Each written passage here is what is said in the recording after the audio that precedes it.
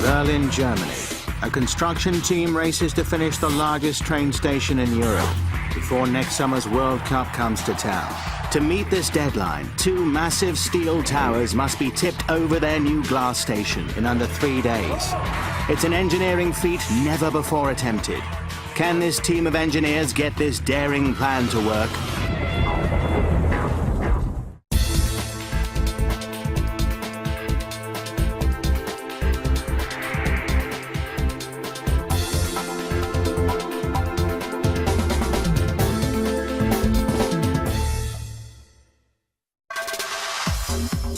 In Germany, builders are racing to complete an architectural crown jewel.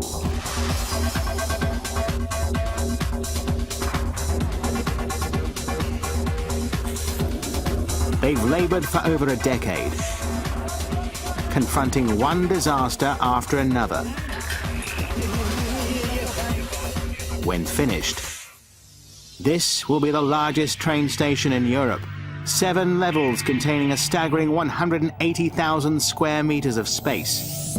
Nearly as much space as the Empire State Building.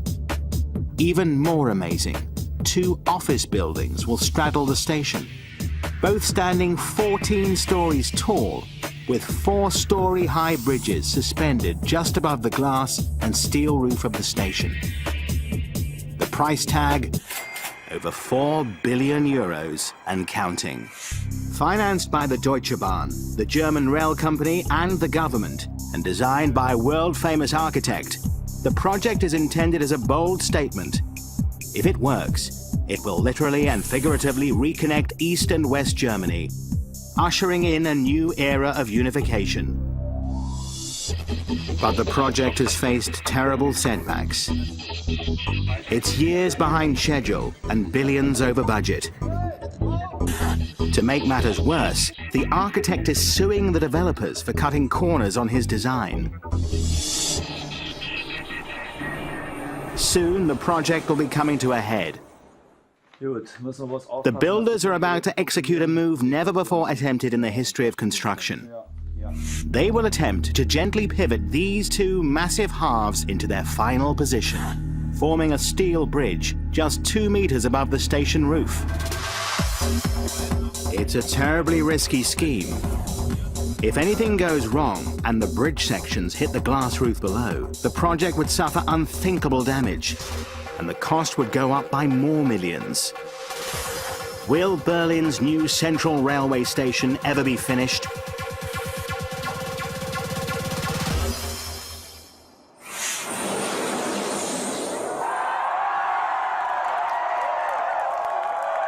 Since the 1989 fall of the Berlin Wall, Germany's capital city has undergone a frenzy of rebuilding in an attempt to reclaim its historical place as the cultural and economic center of Europe. What better way to solidify that role, planners thought, than with a truly world-class rail station? As the centerpiece of a completely rebuilt transportation system, the station would not only relink East and West Germany, but all of Europe, by connecting Paris with Moscow and Stockholm with Vienna. Berlin, of course, would be at the center of it all.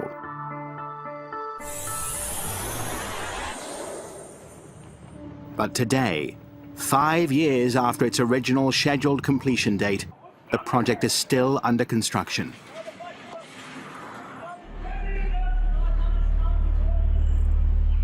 And it's reached a critical moment.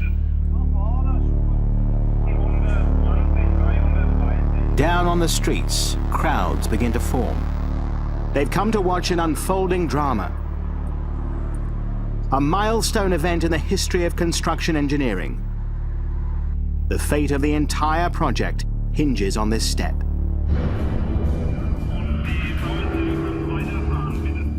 Up in the air, a team of specialized engineers and workers are preparing to execute a dangerous maneuver. Scaling the steel like mountain climbers, workers make their final adjustments.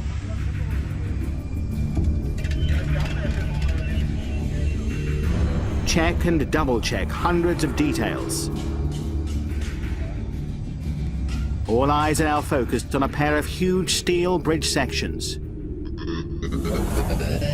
When finished, they will form a bridge, 4 stories high, hovering just above the roof of the train station. The bridge will join the 2 sides of the office building and will itself contain thousands of meters of office space. Because building a working train station was the top priority for builders, the twin office towers would have to be built after trains were running through the nearly completed station. One of their original ideas called for building the bridge the usual way, starting at one side and building out horizontally over to the other. But engineers realized that building the bridges that way was too dangerous. Safety officials lay awake at night at the thought of cranes swinging these huge steel girders above their new glass-roof train station, packed with thousands of commuters. They'd be forced to shut down train services over 6 weeks until the bridge was done. But that would have brought Berlin to a standstill. So engineers came up with a remarkable solution. They would build the bridge in halves. Each half was built not out, but up. Now the 2 halves are ready to be lowered into place with cables. The tipping technique has never before been used in an urban setting.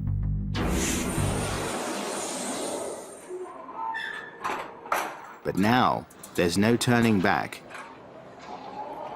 Starting at 10 tonight, train services through the station will be halted. But only for the weekend. They'll have 54 short hours to get the bridge lowered and the sections attached. But each section weighs over 1,200 tons. If something goes horribly wrong, it could mean the total destruction of the station's spectacular new glass roof. It has one of the largest glass roofs in Europe. Over 11,800 individual square panes. Each pane weighs almost 100 kilograms, bringing the total weight of the glass alone to 1.2 million kilograms. That's a lot of glass. World-famous architect Meinhard von Gerken knew from the beginning that he wanted glass to play a prominent role in the station's design. The most important thing for a public building is to have the impression of daylight. You feel much better if you are part of the total environment, the natural environment. As it happens, big glass structures are all the rage in Germany right now. When the Reichstag, the German parliament, was rebuilt in 1995, the government insisted on installing a glass dome on top to reflect the new German transparency. Glass has traditionally been a material of choice for train station designers, but it's always been expensive and tough to work with. Early train stations with glass also needed immense support structures of steel to hold up all that heavy glass. The result, in spite of the glass, not much natural light could get in. The stations were still pretty dark. Von Gerken wanted to do better. His design called for a massive curving glass tube, 16 meters high, 60 meters wide, and over 400 meters long, to form a nearly transparent roof and walls for the main platform. He needed to find a way to eliminate all that steel, to have the glass support itself, or at least appear that way. But a glass structure can be as dangerous as it is beautiful. In 2004, almost a year after its opening ceremony, a brand new glass terminal at Paris's de Gaulle airport suddenly collapsed, killing 4 people. Investigators pointed to both design flaws and construction defects. Now, with just hours to go before the crew here in Berlin attempt one of the most unorthodox construction tricks in history, the possibility of disaster cannot be far from anyone's mind. It is the ultimate challenge for a project that has missed one deadline after another.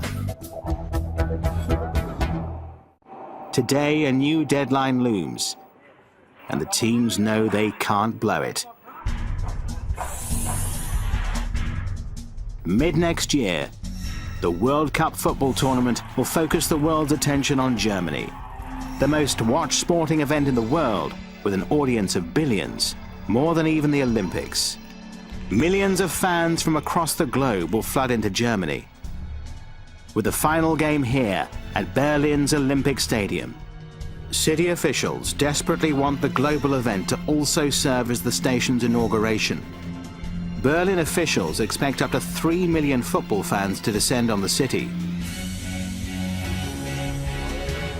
They desperately need the station completed, because once the games begin, nearly 500,000 fans will use it every day.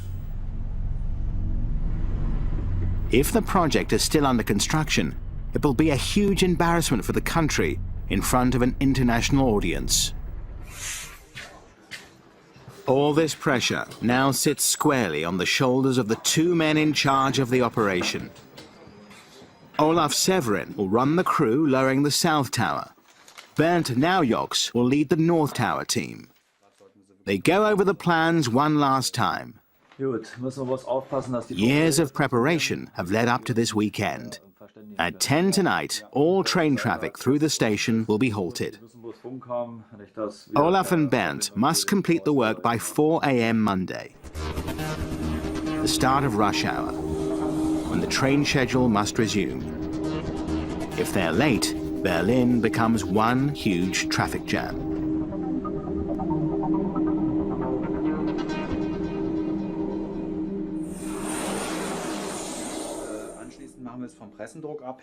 Between now and Monday, neither one of them plans to get much sleep.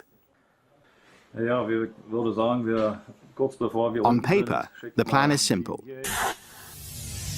Each bridge section currently stands on its end. Both towers are fitted with 12 massive jacks, 4 on top and 8 on the bottom. To begin tipping the sections, the men will first activate the top jacks. These jacks pull up on a series of steel cables anchored to the tower, tipping the tower on a single pivoting hinge. Once it reaches an angle of 15 degrees, it will start to fall. To keep it from crashing down, the bottom jacks are now activated. These jacks act as a brake, lowering the tower by slowly letting out a second set of cables, centimetre by centimetre. The two sets of jacks share the load until the bridge sections reach an angle of about 40 degrees. At that point, the bottom jacks take over completely for the rest of the ride. A simple plan, but with years of experience, Olaf knows problems could spring from any direction. Snapped cables, misfiring hydraulics, high winds.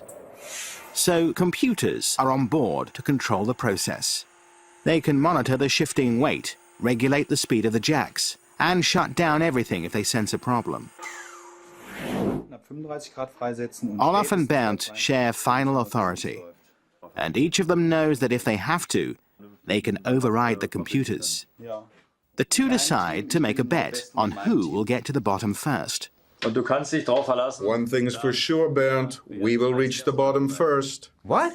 No. Let's bet a case of beer. But before the starting horn can sound, final safety measures must be finished. Workers dangling 70 meters in the air attach nets to the bottoms of the bridge sections.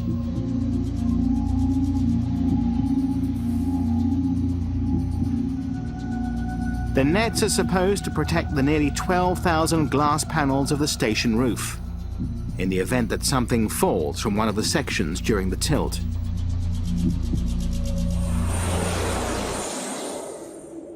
Glass has been used in train station roof construction for over a century, but early builders were limited by the expense and fragility of glass. So builders kept both the size and the quantity of the panes they used small.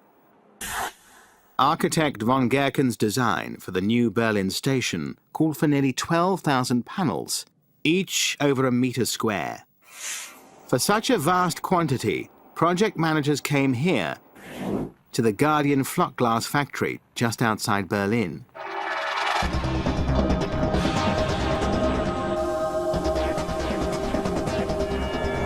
Virtually all of the glass used in the station was manufactured here, using a modern method called the float process.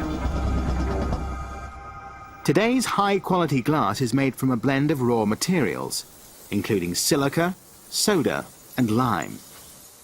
These ingredients are combined with recycled glass and fed into a huge furnace.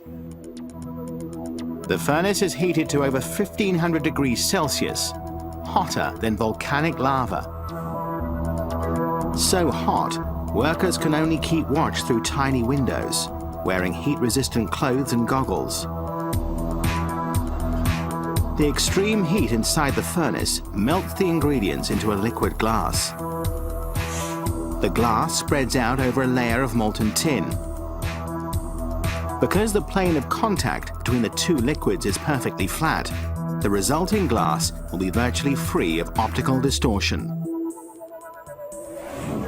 Next, the glass is slowly cooled in these 120-meter-long giant coolers.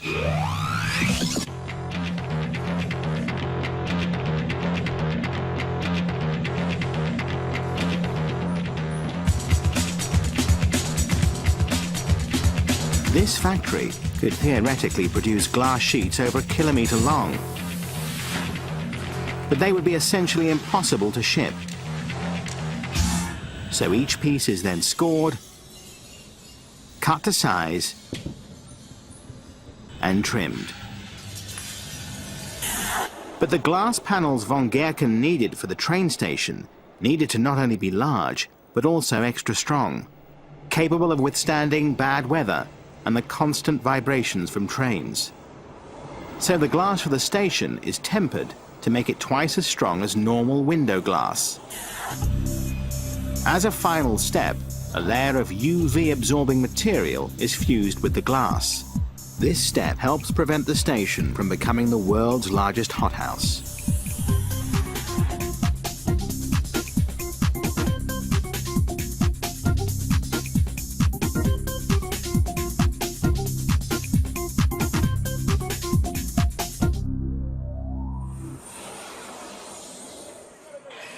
Back at the construction site, there are only 3 hours left until the big tip-over is supposed to begin.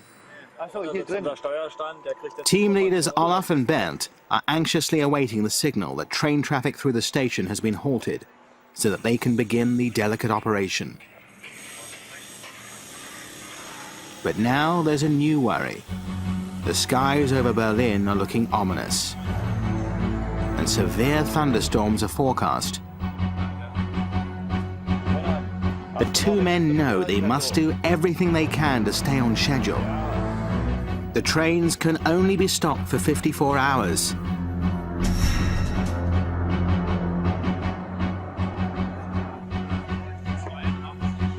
But they can't put their men at unnecessary risk. If the conditions get too bad, they'll be forced to call off the procedure.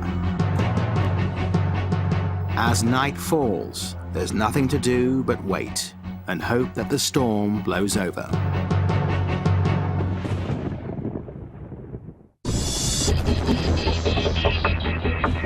"10 p.m. at the construction site of the massive Berlin rail station, and lightning is lighting up the sky all round.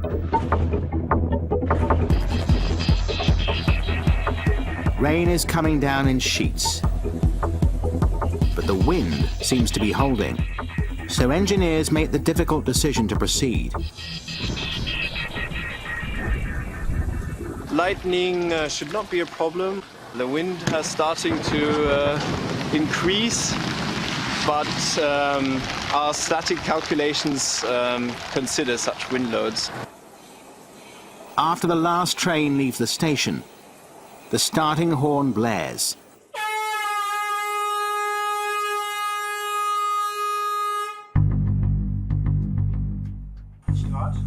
Foreman Bernd gives the signal, and his North Tower team springs to action. The name of the game in this entire process is control. The computers, jacks and cables must keep the massive weight of the bridge sections under constant and complete control for the entire tilt. If they don't, the sections could jerk or start to sway, which could be disastrous. Of course, gravity will be doing most of the work.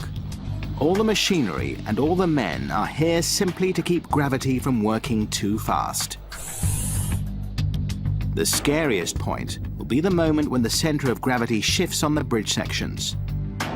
At that moment, the 12 jacks and nearly 400 cables will be pushed to their limit as they carefully lower the 1,250-ton weight of each section over the station. If the team can get past that changeover point smoothly, the rest of the ride down should be easy. The operation is the first time in construction history that two massive towers have been intentionally tipped over so much glass. It's taken months to place the thousands of glass panels. Each panel sits inside a perfectly sized steel square frame. This interlocking steel framing matrix is a crucial element of the design because the steel itself is so thin, it almost looks like the glass is supporting itself. Architect von Gerken wanted the station flooded with light. So he needed to find a way to hold up the glass with as unobtrusive a support structure as possible. And he could not sacrifice safety. The structure needed to hold firm against constant vibration from the trains rumbling through below. Hundreds every day. Von Gerken also wanted to avoid cluttering up the interior of the station with traditional support posts. So project engineers came up with an ingenious solution. An elaborate skeleton of external supports. This steel anchor joint weighs 4 tons, nearly as much as 2 SUVs. It's one of 46 identical anchors that, when placed and bolted, will serve as the primary support for the entire glass and steel lattice above. Each joint will be capable of holding almost 200 tons. Placement is critical. A surveyor carefully guides the team.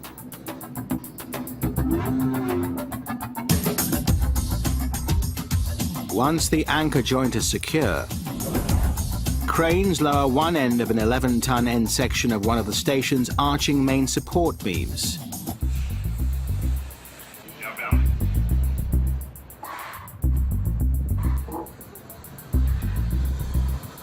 It's not unlike the world's biggest door hinge.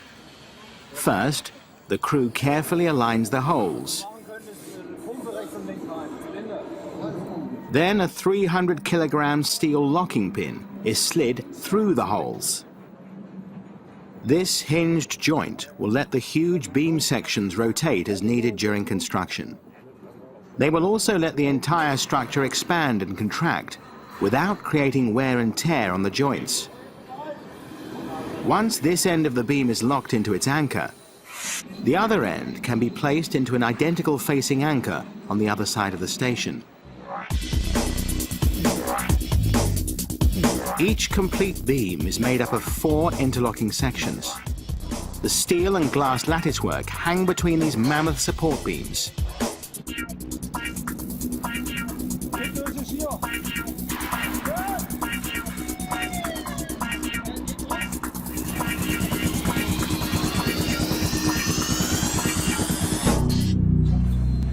After the last beams of the steel support arches are placed and welded, it's time to install the glass.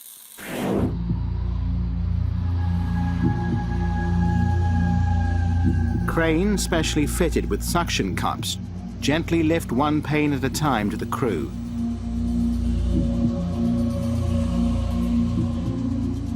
This part of the job requires calm hands, a steady nerve, and a delicate touch.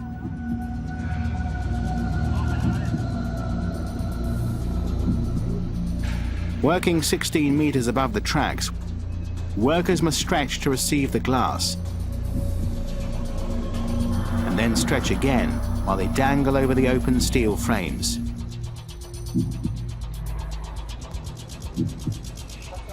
A spritz of glue, and the pane pops in.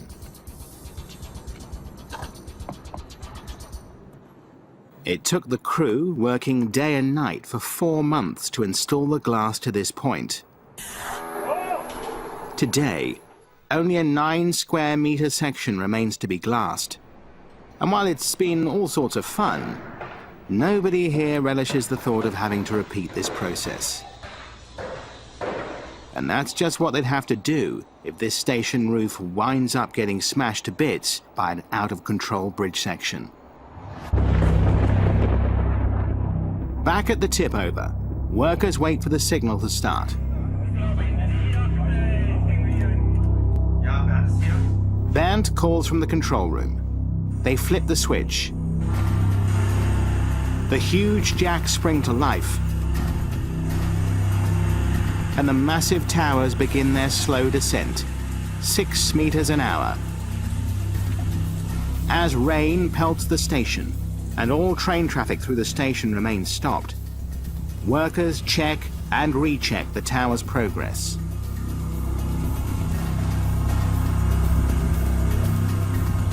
Since the movement is almost imperceptibly slow, a simple ruler and bubble level provide assurance that the huge sections are indeed moving at all.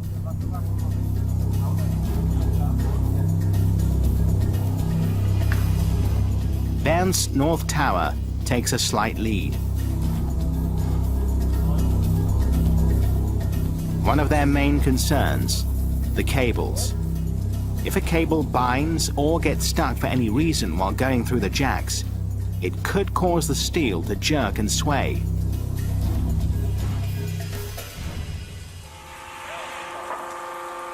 So workers armed with lubricant will keep that cable well oiled all night.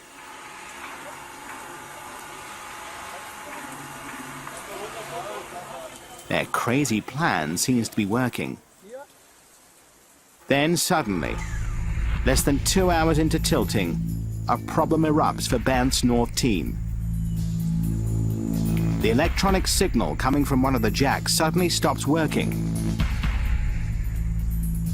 Without a signal, the emergency system kicks in. Tipping on the North Tower is automatically halted. Now it's a race against the clock and the weather.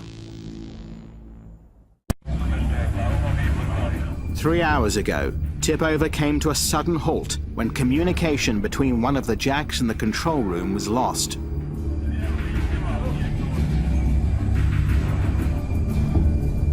When working, the signal allows the computers to control the tower's every movement.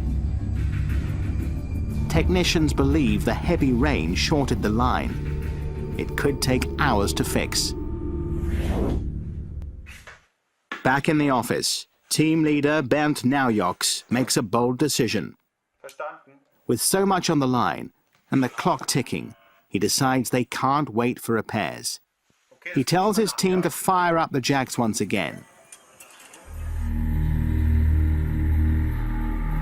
Without the precise monitoring of the computers, engineers must monitor every centimeter of the tip-over, manually, with surveying tools and levels.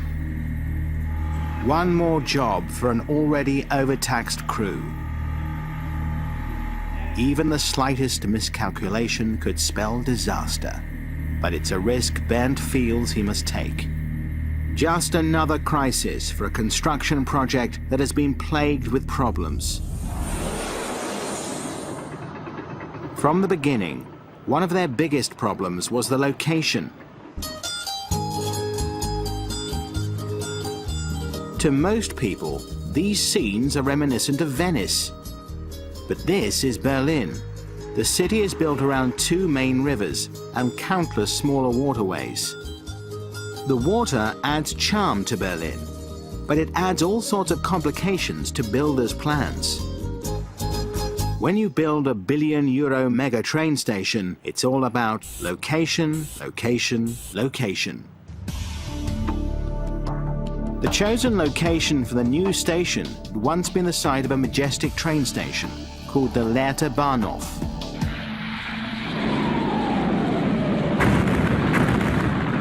But that station suffered irreparable bomb damage during World War II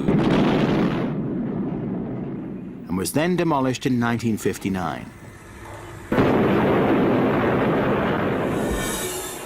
In the early 1990s, when planners first came here, only a small local train terminal stood on the grounds.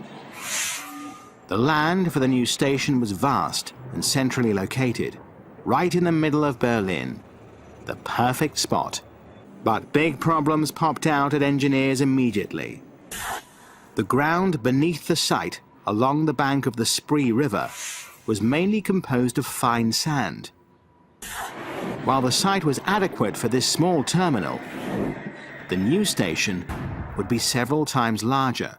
Nothing that large could ever be built on top of this sandy site, and that wasn't the only problem. The ground was also extremely saturated with water, making the construction area even less stable. Engineers needed to not only build a solid foundation, the size of 11 football fields across this sandy area, but also construct the 2 lower floors of the station below the groundwater level. In 1996, construction began on the 90,000 square meter foundation and the lower station floors. To do this, workers first boxed in the massive area with waterproof walls. The 1.5 meter thick concrete walls extended down 25 meters below the surface. Excavators then shoveled out the earth between the walls. As they removed the dirt, the groundwater filled in. Once they excavated to a depth of 20 meters, they poured a 1.5 meter thick concrete floor under the water.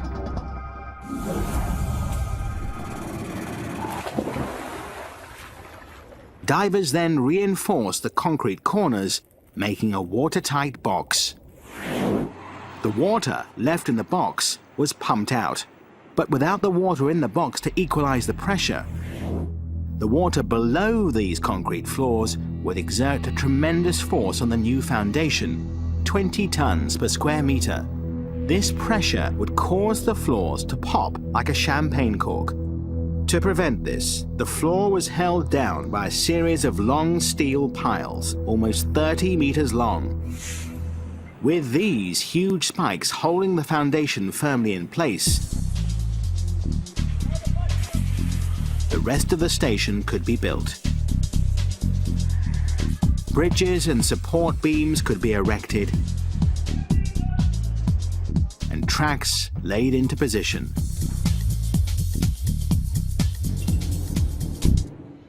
But a big question still remained. Would it hold up the trains? Engineers had to be certain their glass-domed station sitting on a bed of water and sand could hold up under constant pounding.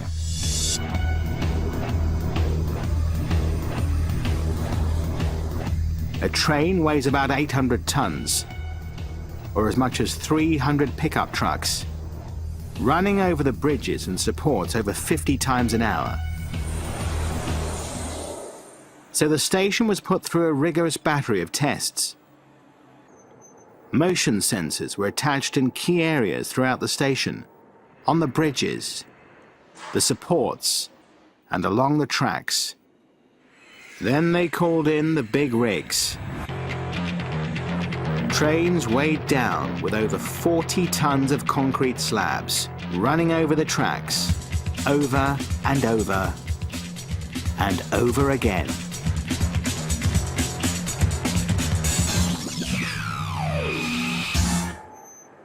Measurements were taken all along the track and fed into a master computer. The station was designed to be flexible, but if it shifted by more than 5 millimeters, they would need to shut down until it could be reinforced. When the final readings were measured, the station held up. It was ready for trains. In July 2002, the media came out in force to watch the first train to ever run through here.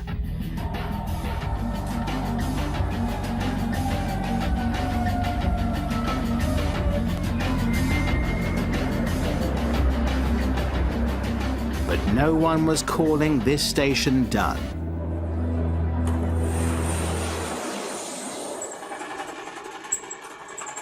Today, the pressure to get it done sits on foreman Bernd Naujoks.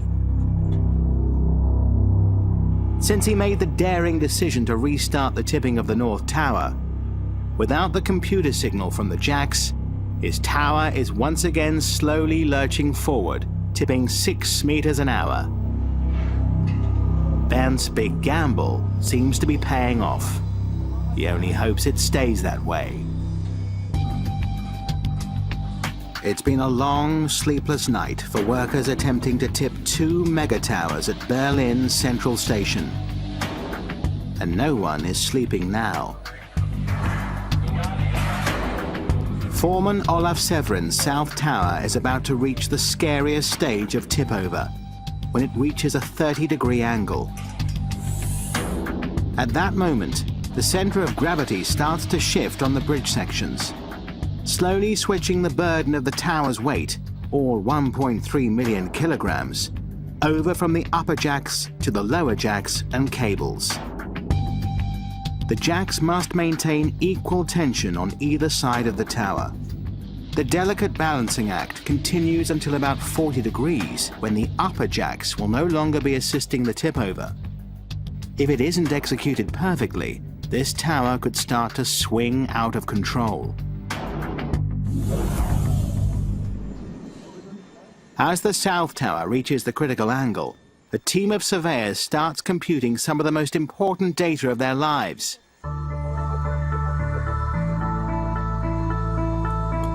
Bleary-eyed from lack of sleep, they work quickly, checking their predicted calculations against what they're actually seeing.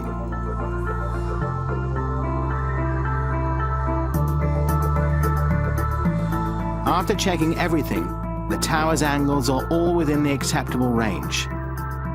They believe the lower jacks and cables are ready to hold the entire tower. Olaf stops the tipping. Over 1,200 tons of steel and concrete dangle above, held in place by nearly 400 steel cables. The 4 upper jacks are no longer needed, so 3 workers crawl up to take them apart and remove their cables.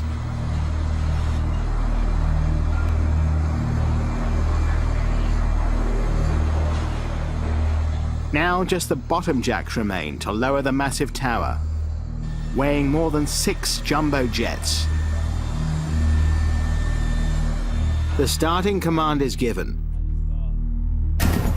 Pumps hiss, jacks groan. 250 steel cables strain from holding up all that weight. The surveyors and engineers keep vigilant watch. But the cables hold. It should be all downhill from here. Down on the street, a crowd has formed to watch the show.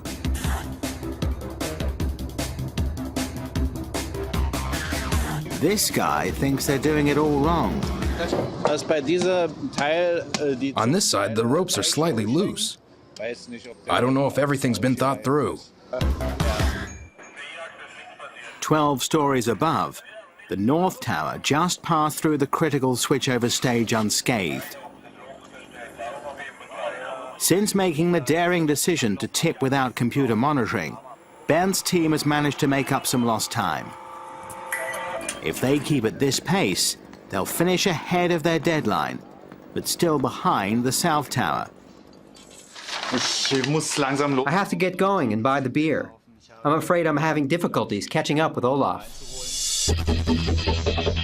But they'll need to settle their bet later, because they're about to reach the final tip-over stage, when the 2 towers are brought together, forming a steel bridge. Like giant puzzle pieces, the North Tower was built to mount into the South Tower. For that to happen, both 44-meter-long towers must come together at exactly 83 degrees and then be lowered simultaneously before finally landing only 10 centimeters apart. They are ready for the final stage. With precious time already lost, the two teams get right to work. Bernd climbs over unfinished beams, more than 40 meters out to the edge of his tower. From this precarious position, he can coordinate the movements between the towers. He gives the signal, and the towers are on their way down, only 5 millimeters at a time. A little up, a little bit over, a little down. Bernd checks to see if they're level.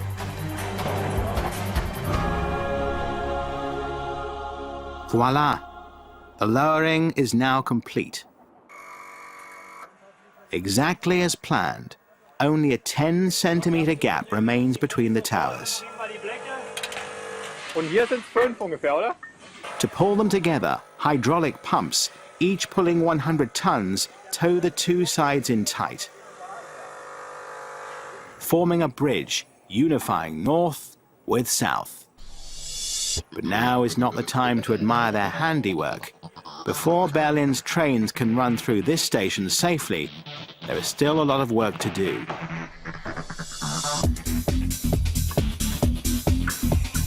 Workers must bolt the bridge sections together, make hundreds of welds, and lay over 1,500 square meters of flooring. Hours behind schedule, they know all this work will take them right down to the wire.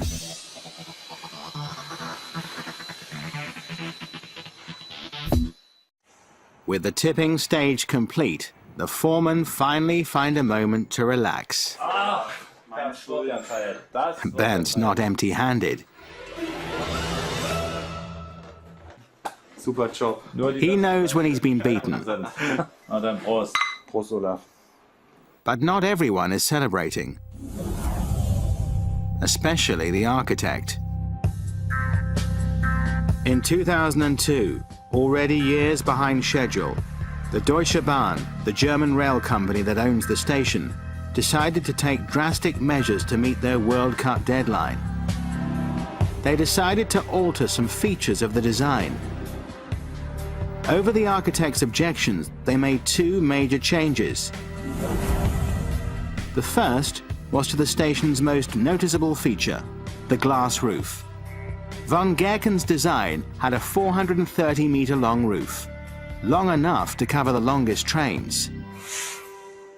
The glass and supports were manufactured to cover the entire length, but before they were installed, the glass canopy was shortened, ending it 100 meters short.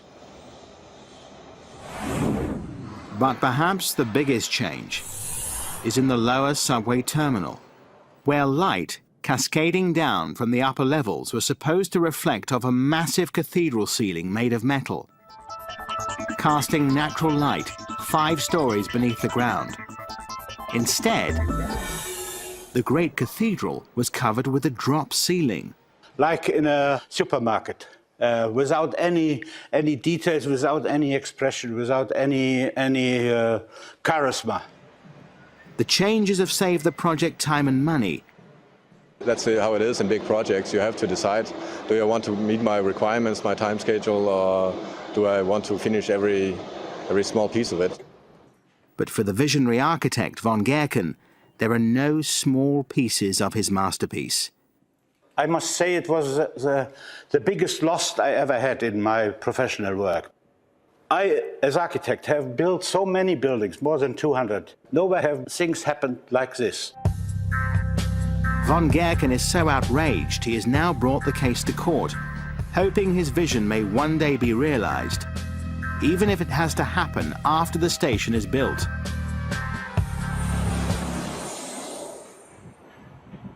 out on the bridge. Sparks bounce off the glass station as the welders kick it into high gear. This weekend's deadline is approaching fast. The crew works late into the night. Until finally, after more than 2 days of heroic engineering, the last weld is made. And once again, the trains start coming through the station.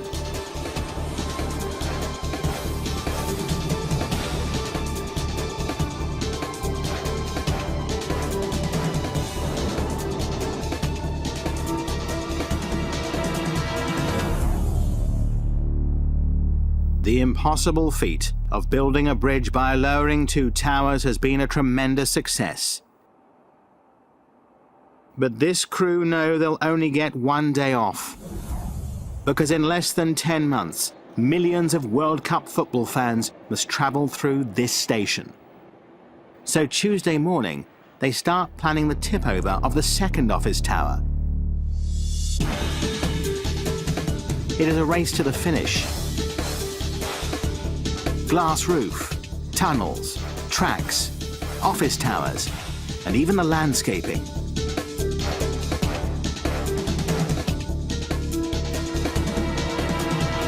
If they are successful, this mega train station will claim its rightful throne as Europe's largest, transforming modern Berlin into the center of Europe.